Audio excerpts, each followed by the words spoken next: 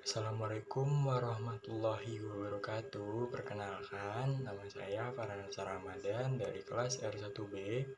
Ingin membacakan buku yang berjudul Rabiah Al-Adawiyah, Cinta Allah dan Kerinduan Spiritual Manusia, yang ditulis oleh Dr. Maknum Garib, diterbitkan tahun 2012, Kairo, Mesir.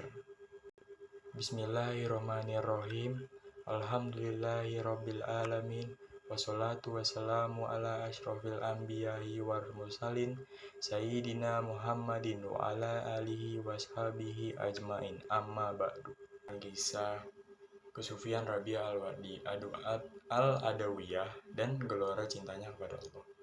Awalnya, Rabiah adalah seorang budak hari-hari diisi untuk menghibur majikan, meniup seruling dan bernyanyi untuk menyenangkan orang yang membelinya saat itu. Namun Rabiah kemudian sanggup melepaskan diri dari kehidupan itu dan membalik mengarahkan seluruh jiwa raga dan cintanya kepada Allah SWT. Mendengar kisah itu, diri Rabiah selalu diliputi dengan kebahagiaan.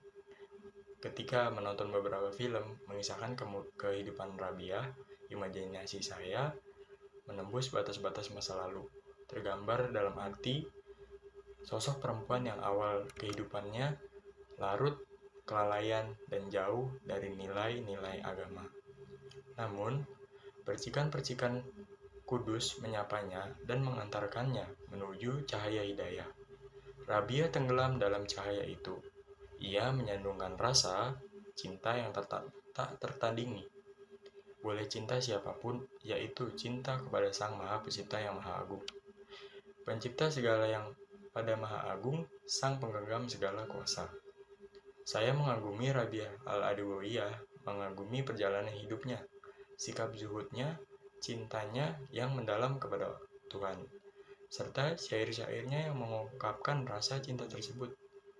Syair-syair Rabiah mengekspresikan kelembutan perasaannya dan curahan hati wanita yang menjalani jalan Tuhan melalui jalan cinta.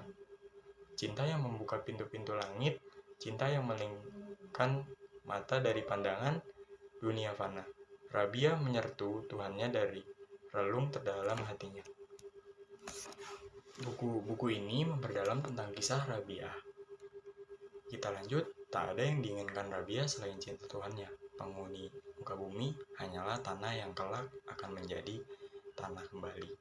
Sedangkan Tuhan Sang Maha Pencipta adalah Maha Awal yang berawal dan Maha Akhir tanpa akhir.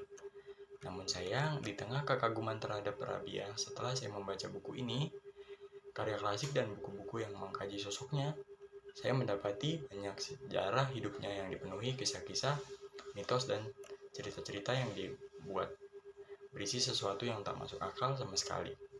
Tidak memiliki tambah untuk diri Rabiah. Jika saja Rabiah hidup dan membaca kisah-kisah dan cerita-cerita itu, niscaya ia akan membatalkannya. Rabiah menyembah Tuhan semata-mata karena cinta kepadanya, bukan sebab dapat surga atau dijauhkannya dari neraka, juga bukan karena ingin tenar di dunia melalui karangan-karangannya yang sangat mencinta kepada Allah SWT.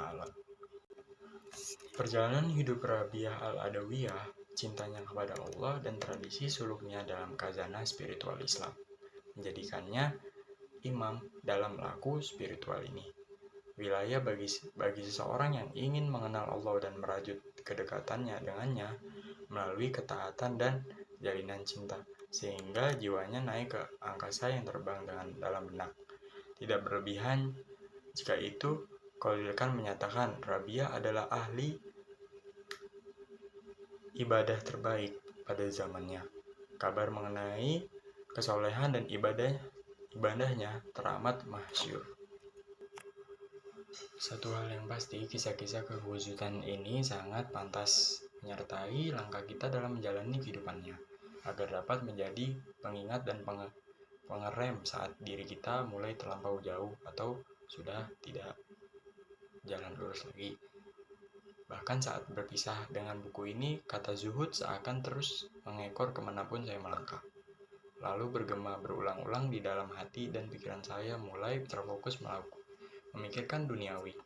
Keunggulan pada buku ini penuturannya cukup lancar dan mudah dipahami.